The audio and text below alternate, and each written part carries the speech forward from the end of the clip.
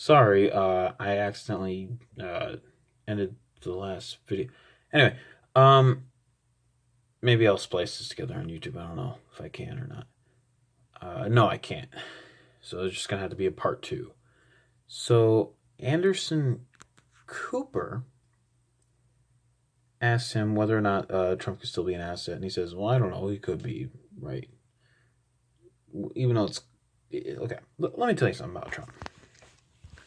He is not cunning enough to be an asset. He bragged about having the ability to, if he wanted to, right? Let's do this in context. Let's not be dishonest and be like, grab him by the. He bragged that women would throw themselves at him because of his money, right? And he bragged that because of that, he could grab them by their genitals. This man bragged about that on a hot mic.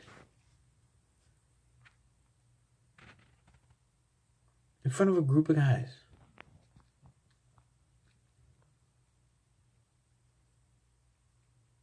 And guess what?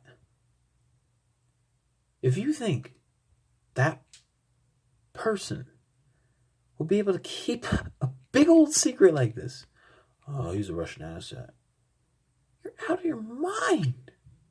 He'd brag about it. You know he would. You know the guy is incapable of keeping big secrets. You would literally have to threaten him to keep him from spouting off. Like, there's no way. He tells you what he's going to do. You know, it's like the left's like, I can't believe Trump's doing this. It's like, he said he was going to do it. You guys are so clueless. He's not an asset. Okay. Here's the largest lie. This is the one that just blows me away, and this proves that the guy is deep state. And this proves that, you know, our military-industrial complex is out of control, and our government is just, we're losing it, man. The biggest lie that McCabe spouted was saying the FBI is only interested in investigations, not throwing people in jail or convicting them. What about Roger Stone? You know, it's real funny. These guys love to just, you know, just smear, you know, all the people who oppose them. But the moment you ask any question about themselves or about their institutions, even, it's all beautiful. It's the FBI. They're fighting for America, man. They're not corrupt. Like, he didn't even concede that maybe a few people in the FBI are a little whacked. You know, you can't wash out everyone. No, he said everyone in the FBI is doing their job for America, is doing the right thing. He said that in the interview.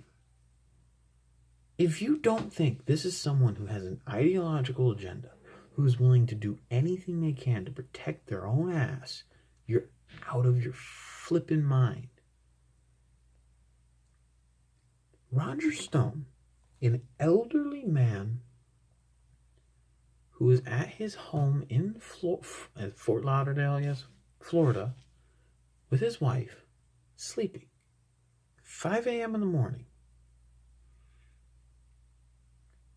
had his house was surrounded by FBI agents. They pulled up in trucks, 27 of them. He's unarmed. He has no guns in the house, even. They had aquatic boats pull up in the canal behind him with 50 cal machine guns on them. They had armored cars, men in Kevlar vests and tactical gear with M16s, yelling for him to get out of his house. The man's in his pajamas, walks downstairs, comes out with his hands up, and they put cuffs on him. He explained that at least they weren't rough with him. They take the guy, they put him in the back of a car, and they put him in a cell. Thankfully, he makes bail. They put him in a jail cell. They actually did that. And he says the FBI is only interested in deciding whether or not we should conduct investigations, not throwing people in jail. Well, just 3 weeks ago, you threw Roger Stone in jail. Or am I mistaken? But I'm pretty sure that that's exactly what you did. What are you talking about? The FBI is a great institution. No, they're not. No, they're not. By the way, I have a family member who they became my family member recently because of marriage and all that. I consider them family. I don't care. I had a family member who went into the FBI not too long ago. Not as like an agent or anything, just, doing like a desk job or whatever. Probably had some connections because her father's kind of military stuff. And she worked really hard for it, And, family's proud of her and whatnot. But I can guarantee you that even she would say, oh yeah, there's corrupt people in the FBI. Oh yeah, the FBI is not the greatest. And she works for him. She's probably like, yeah, this is cool, Let's cut the bull crap and stop lying about our institutions and stop lying about what the FBI does. The FBI goes around and terrorizes people and throws people in jail for wrongthing. And they don't do it nearly as much as they could. And they don't do it nearly as much as they want to because they know what the response would be. But trust me, they do it. Their enemies, they go after. They have to prioritize which ones they go after. Because they know enough people disappear and you got war with the people. I just did the math. The government is the biggest it's ever been, but it's still only about 5 million people in the government. Of the most recent statistics, it's like 4.9 million. And look, I'm not talking about like contractors who work for the... I guess that's kind of... I think they included that in the statistic, which is really kind of disingenuous, but okay. Teachers... they're government workers technically. I'm talking people who are in the government, who work for the institutions, around 5 million. That's 6.6% of the population of the U.S. And that's probably being generous because you're including I think they included contractors and stuff like, and companies. That doesn't really count. It's funny, they didn't include teachers, but I would include teachers before I'd include contractors. Just saying. At the most, you're looking at 7% of the population of America working for the government. And they think that they can get away with this. If 10% of the country revolts, they're screwed. They're screwed. By the way, it would be if there was a massive revolt, it would be a whole lot more than 10%. I guarantee you. There are people just waiting with bated breath to jump on the bandwagon. They're waiting for the signal. The American Revolution, about 40% of the population supported the revolution. The other 60% were, most of which were loyalists, didn't, but they didn't really fight, a lot of them. A lot of people, I think, claim to be loyalists, but that's just so that, they didn't have to deal with war. Because the revolutionaries were actually nicer to the loyalists. Now, you think I'm getting off on a rabbit trail, but I'm not. Okay, I kind of am, but I'm gonna loop it back. The revolutionaries dominated 40%, not even a majority of the population. And we fought off the British. And you say, oh yeah, the French helped. The French helped. They more towards the end of the war they helped, and even then they enlisted over maybe a few thousand. They basically just shortened the war. And I'm grateful that the French did that, because it could have, they said it could have been 6 months to a year longer of conflict. And no one knows for sure if the French helped, if the French actually helped us win the war or not, because again, their impact wasn't that prominent, but it certainly helped. Them bombing some of the British ships and stuff, like fighting alongside us. But the fact remains is that the British Empire is way larger than the French Empire. It was way larger at the time than the French Empire was. The British Empire had unimaginable funds to put towards the war. Now, I love people who go, well, India was their biggest money maker. They didn't really care about keeping us.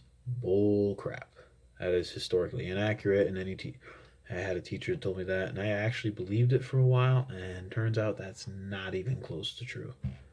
No, the British tried desperately to hang on to us, because we actually were a moneymaker colony. Not as much as India with the spices, but we were more industrialized, so actually we were growing exponentially, and they wanted to hold on to us. The point is, though, is that you don't need a majority of the population to revolt, to overthrow the government. We already got half the population ready. Don't think for a second they're not. That's at least half. Because you got a lot of people in the middle, and you got a lot of people on the left that are not really hard left, and are kind of sick and tired of being told that they suck for being white, and they suck for being working class, and they suck for being male. So you got a lot of people on board right now. I mean, Trump picked up the Rust Belt states. That says something. They're losing. They know it. That's why the border's open. That's why McCabe is outlying. That's why they're trying to conduct this illegal, by the way, investigation towards the president. And if this all turns out to be wrong, a lot of people are going down for this. A lot of people. So, just know, these people are dishonest. Andrew McCabe is just trying to make a buck and trying to get his name out there, probably because he spent all his money down in Atlantic City snorting coke off a hooker's stomach. I'm serious. That's probably what he did. These people are that insane. They do this type of stuff. It's amazing how quickly someone like, he's probably racked up several $100,000, maybe a couple million over his career, and he spends it all. And he's running low. He's probably running low, and so he's got to make a book now. That's what a lot of these guys do. They're fiends. The corruption gets into their mind, and so they have to, in order to keep up lying, they have to have a release somehow. So they end up having a vice like drugs, alcohol, sex. And I'm talking intense. I'm not talking like you or I, our vices that we struggle with daily, like, oh, dang it, I looked at that girl again, or oh, dang it, I got drunk last Friday, or something like that, which, by the way, I'm not a drinker. That's not what I was saying. That's not what I was saying. I'm just, bringing up examples and various things that we struggle with. I struggle with a lot of things. Trust me. Anger, lust, rage. Rage kind of goes with anger. Just know that that's the type of people these guys are. That's all I have to say. I'm just kind of rambling now. I wrote down my different points, which made this video a lot more substantive, I think, and a lot more dense, filled with information. And I will upload it in 2 parts. And I think it's kind of a good thing today. accidentally hit the stop recording button because, you know, it's a lot of information to take in. Or it's just me rambling. I'm doing it right now. I'm rambling. Am I going to stop? I don't know. When is this video going to end? I don't know. Maybe it'll end right now. Maybe it's right now. Maybe it's right now. I don't know. Maybe later. Who knows? You'll just have to find out. When is this video going to end?